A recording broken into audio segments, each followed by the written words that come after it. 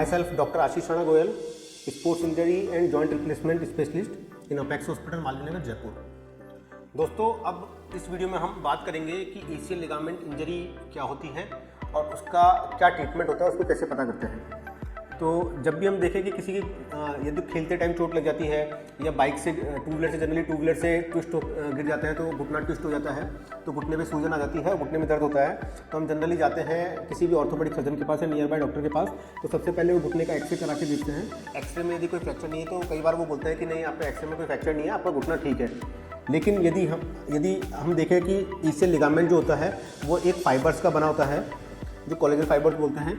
तो हम जब भी एक्सरे कराते हैं तो हमें जो वाइट वाली बोन होती है थाई बोन है और जो पिंडली की बोन है टिबिया बोन है, ये दिखती है एक्सरे में। हमें कभी भी एक्सरे में लिगामेंट और ये मेनिस्कस नहीं दिखते हैं।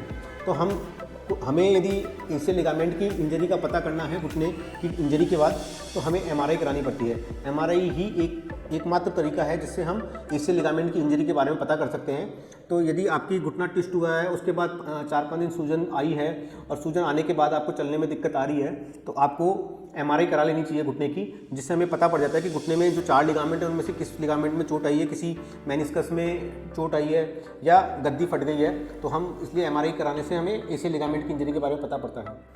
अब हम बात करेंगे कि यदि हमें एमआरआई में पता पड़ गया कि एसीएल लिगामेंट की इंजरी है तो उसका क्या ट्रीटमेंट है।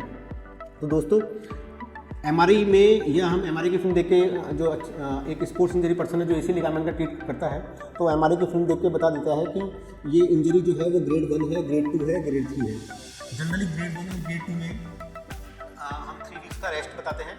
रेस्ट इन द सेंस कि आपको एक नी ब्रेस, जो आरओएम नी ब्रेस होता है जिसमें रेंज ऑफ मोशन होती है, जिसमें घुटने का मूवमेंट भी होता रहता है, वो आपको एडवाइस किया जाता है। और उसके साथ साथ ice packing, anti inflammatory drugs और कुछ एक्सरसाइज बताई जाती है, रिहैब प्रोटोकॉल बताया जाता है, जिससे कि आपकी मसल की स्ट्रेंथ बनी रहती है।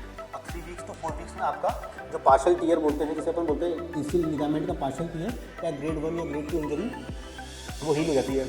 और यदि ग्रेड 3 इंजरी होती है जिसमें बोलते हैं हम कि एसीएल लिगामेंट कंप्लीट टीयर है, जो जनरली या तो थाई बोन जहाँ से अटैच होती है वहाँ से टूटता है या मिड पार्ट से टूटता है, तो हम उस कंडीशन में हमें एसीएल की सर्जरी की रिक्वायरमेंट होती है, जिसे एसीएल रिकंस्ट्रक्शन बोलते हैं।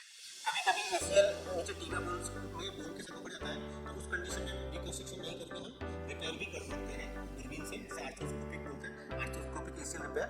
और यदि हमें एसीएल लिगामेंट पूरा बनाना पड़ता है तो उसे बोलते हैं आर्थोस्कोपिक एसीएल रिकंस्ट्रक्शन।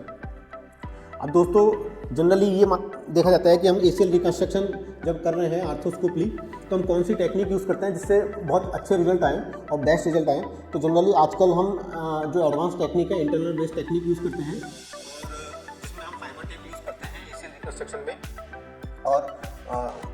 और एसीएल रिकंस्ट्रक्शन करने के लिए हमें जो एक मसल का फाइबर का पीस चाहिए होता है, मतलब हम टेंडन का पार्ट लेते हैं, क्योंकि यदि हमें किसी भी घुटने में कोई भी लिगामेंट बनाना है, नया लिगामेंट बनाना है, तो उसके लिए हमें एक टेंडन का टुकड़ा चाहिए। तो उसका जो पार्ट है तो हेमस्ट्रिंग टेंडन का पार्ट लेते हैं, जिससे हम एसीएल लिगामेंट रिकंस्ट्रक्ट करते हैं। कभी कभी हम पेरोनियस का भी पार्ट लेते हैं, उससे भी एसीएल लिगामेंट रिकंस्ट्रक्ट करते हैं। कभी कभी पटेलर टेंडन भी लेते हैं। ऐसे 2-3 तरीके से हम एसीएल लिगामेंट को रिकंस्ट्रक्ट कर सकते हैं। और ऊपर हम एसीएल लिगामेंट में ऊपर बटन यूज़ करते हैं और नीचे गलने वाले उसको, जिसे बायोडिग्रेडेबल उसको बोलते हैं, वो यूज़ करते हैं।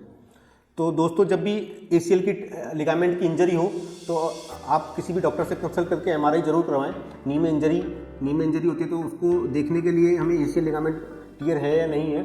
और एसीएल लिगामेंट टीयर का जो ट्रीटमेंट है, पार्शियल लिगामेंट टीयर में हमें थोड़ा सा रेस्ट और फिजियो करनी होती है, और यदि कंप्लीट टीयर है तो उसमें रिकंस्ट्रक्शन करना होता है, ACL arthroscopic ACL ligament reconstruct करना होता है। और उसके बाद फिजियोथेरेपी होती है 3 to 4 मंथ्स के हिसाब से। और यदि स्पोर्ट्स प्लेयर है तो फर्दर एसीएल प्रोटोकॉल स्टेज 5-6 की रिक्वायरमेंट होती है, जिससे कि वो आगे आगे के स्पोर्ट्स खेल सकता है।